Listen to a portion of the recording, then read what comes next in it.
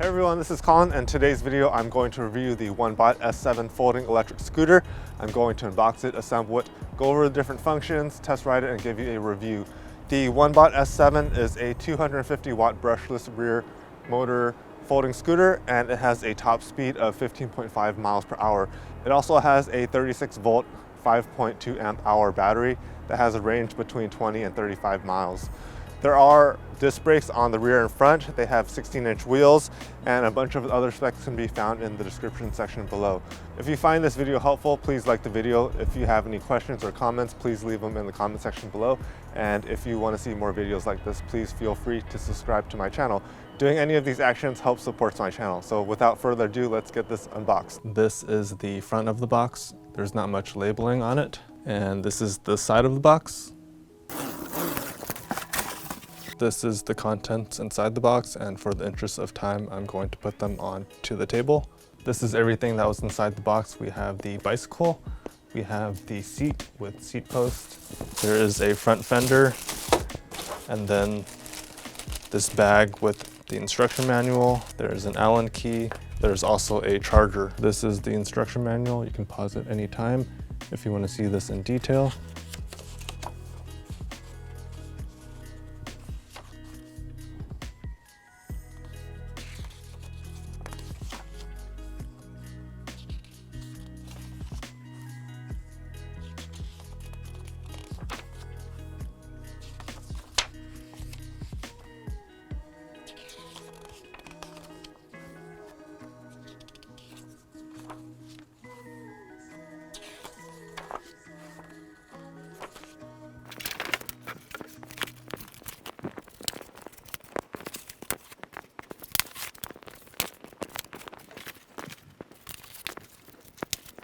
The first thing we're going to do is latch the frame.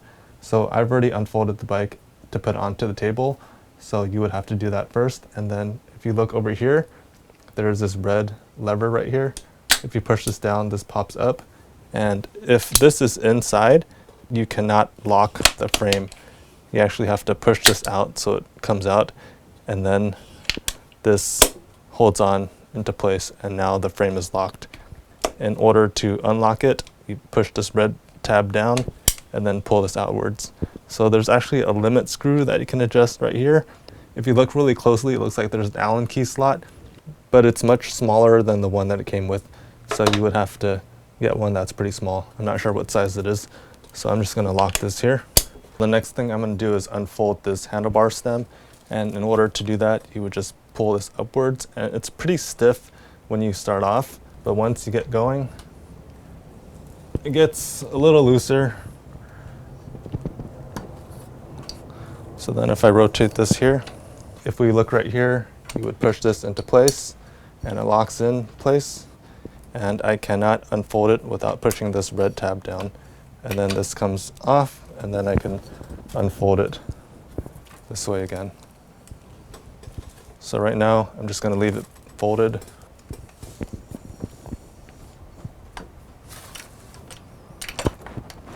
I'm going to show you how easy it is to fold this electric scooter. So let me just start by unfolding the handlebar.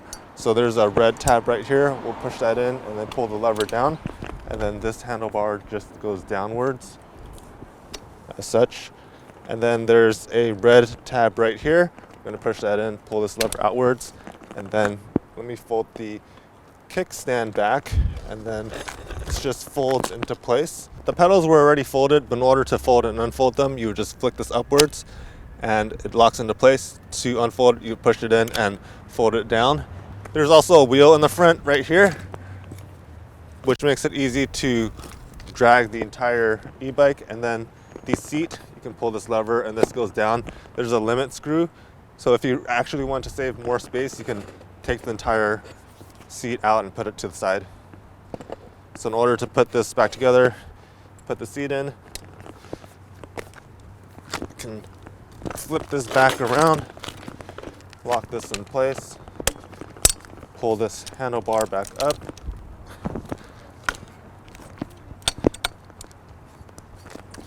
put the kickstand back down, and then unfold the pedals. There you go. Up here we have the handle. So you pull this upwards and then you can adjust the angle to your liking. It's probably better to sit on this first and then pull this down to tighten it. And if it's still loose, you can always turn this, if you're facing this way, turn it clockwise in order to tighten it, and then pull this down, and that should hold in place. Right here we have the seat posts. So it's the same mechanism as the front handlebar, where you would pull this out and then you would tighten this on the other side, which you can't see if you need to get this tighter. We have our seat. This is the seat that it comes with. There is a reflector on the back. This appears just to be some kind of silicone or plastic. There is a decent amount of cushion. There is a limit screw right here. So I guess when you put the seat post in, there's a point where it stops.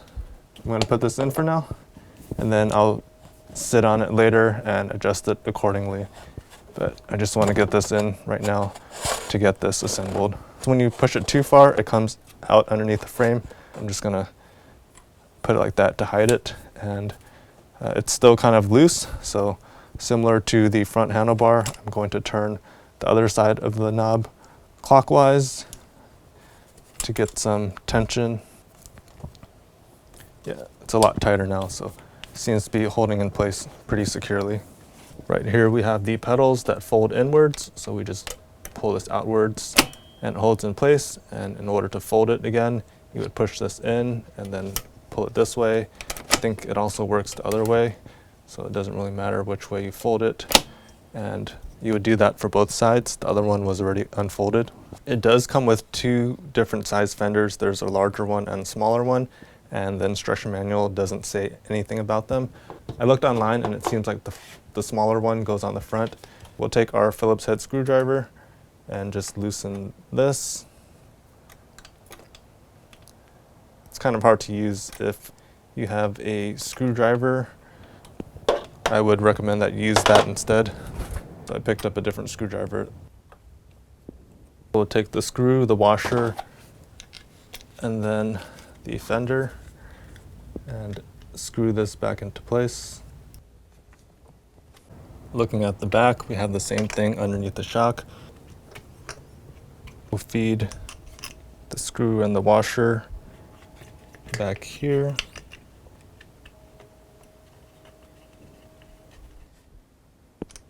This is tight, and it also clears the rear tire. If you look right here, we have the charging port. So you can take this end of the charger and plug it in here. And then you plug the other end into the outlet, and I believe this will turn red if it's charging and green when it's done. If you look at the rear suspension right here, there are some threads on the bottom, which makes me believe that you can adjust the stiffness of the spring. If I twist this counterclockwise, it looks like it gets tighter or higher on the threads, and then if I twist it counterclockwise, it gets lower, which I believe will make the suspensions softer. I actually did notice that it made a difference. So if you turn it counterclockwise, it does get tighter, and you can definitely feel that on the ride. So I have it locked all the way, and it feels like this is fixed to some degree. There's not a lot of play, which is good if that's what you prefer. But then if I turn it all the way down, there's actually a point where you can turn it too far, where the spring actually doesn't do anything for a while. So I have this all the way down, and if I lift this up, you can see that there is a bit of play. So when it does compress, it's not making that much of a distance as if I removed that slack, because the spring distance is still the same. So right there,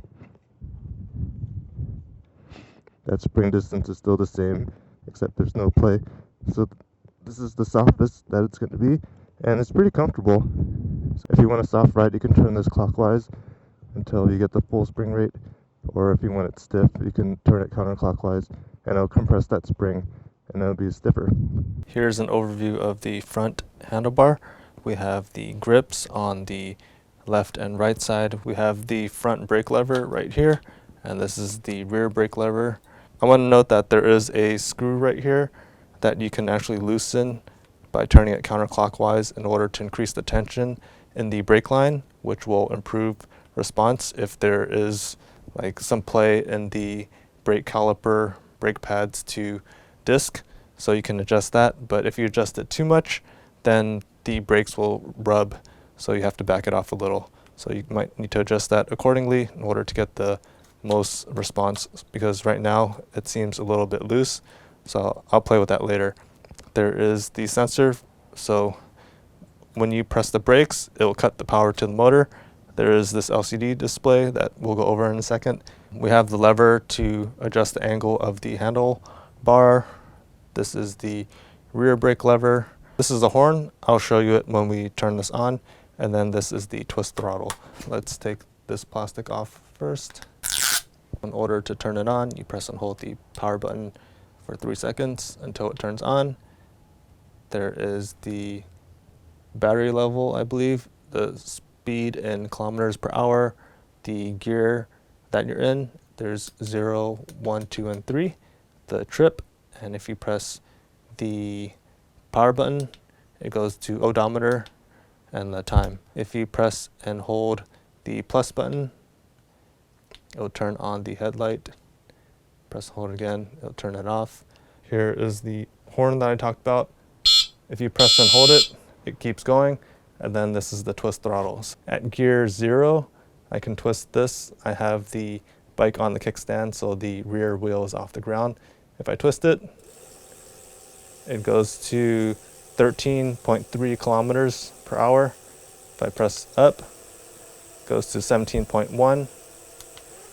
Gear 2 goes to 20.8. In gear 3, it goes to 26.6 kilometers per hour. And then let me press the brake. If you press the brakes, you do notice that the brake icon is on, and that's the case for both the front and rear.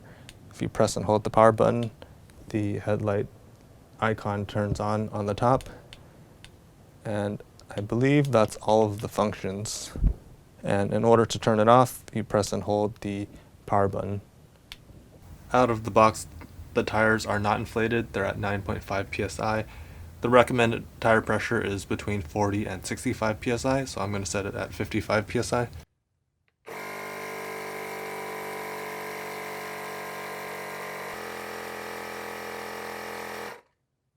We'll do the same for the front.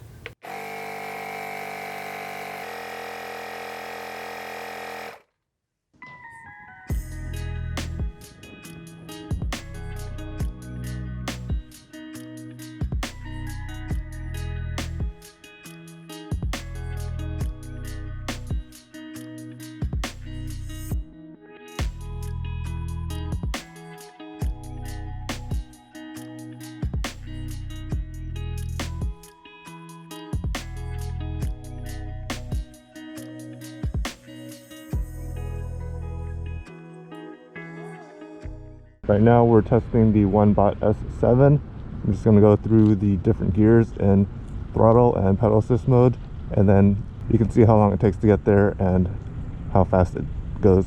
So right now I have the bike off and I'm able to pedal, and on flats and downhills I didn't feel any noticeable resistance, but then going uphill, then you start feeling that noticeable resistance. Usually for electric motors, you feel some resistance to a degree, sometimes more than others. So I didn't feel anything there. Let me turn the bike on, and let's go to pedal assist 0, and let me just try pedaling again with it on, and I do not notice any assistance, which is what I figured. And I have a speedometer app on my phone right here in miles per hour, and then there's the gauge itself in kilometers per hour, because I couldn't figure out how to change it to miles per hour yet, or if it's even possible. So I'm just cruising right now with like a consistent effort, and I'm getting 11.3 kilometers per hour, or 7 miles per hour. If I go to pedal assist 1, I felt some power kick in. Let me just hold this steadily, and I'm getting 17.2 kilometers per hour. and 10 miles per hour. Pedal assist 2, oh, definitely felt a kick there. Getting 21 kilometers per hour or 12 miles per hour. And let me just turn around this block. Let's make a left turn. Let's go to pedal assist 3.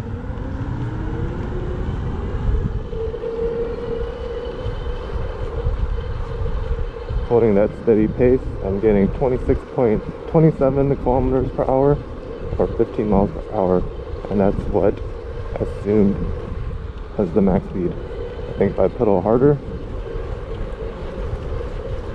it kind of just seems like wasted effort. My legs are getting more tired, and I'm not going that much faster. So I think 27 kilometers per hour is probably a good max. Or 15 miles per hour, 16 miles per hour right there. Okay, let me test this with the throttle only. So starting back over here from the stop.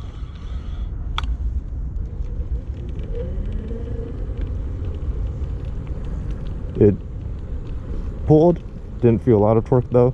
I'm at 13.6 kilometers per hour or 8 miles per hour. Just throttle on pedal assist 0, pedal assist 1. I'm going 17.4 kilometers per hour or 10 miles per hour. Pedal assist 2. 20.9 kilometers per hour or 12 miles per hour. And then let me turn around the block again. I'm at pedal assist 3 from a standstill.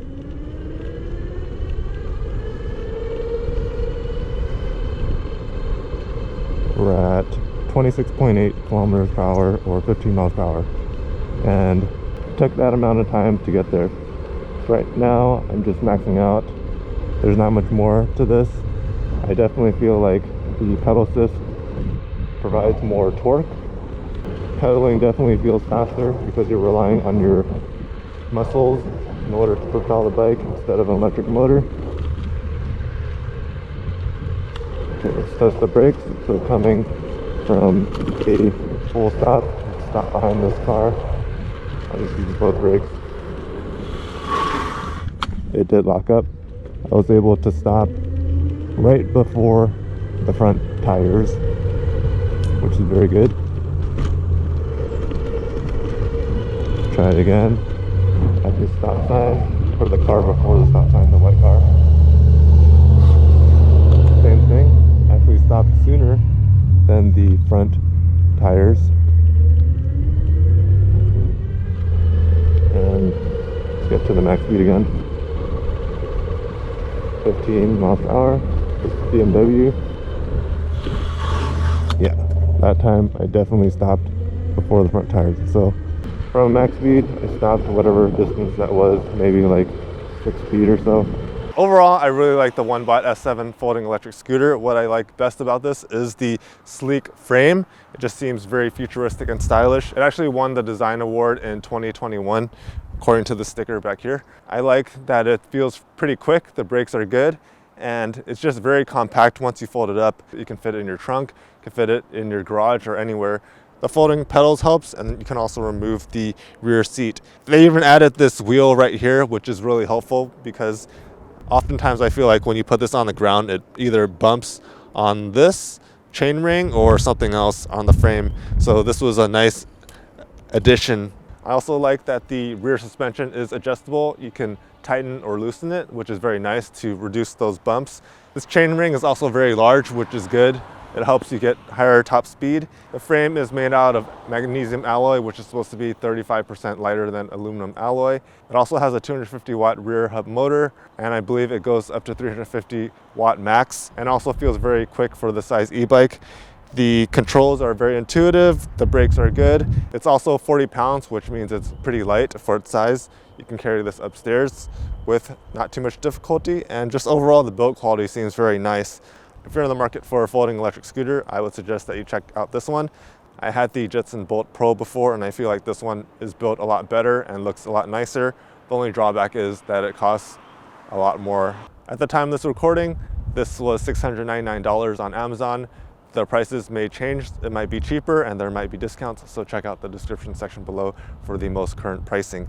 And that's all I had for this video. If you found it helpful, please like this video. If you have any questions or comments, leave them in the comment section below, and please feel free to subscribe. So thank you guys for watching, and take care.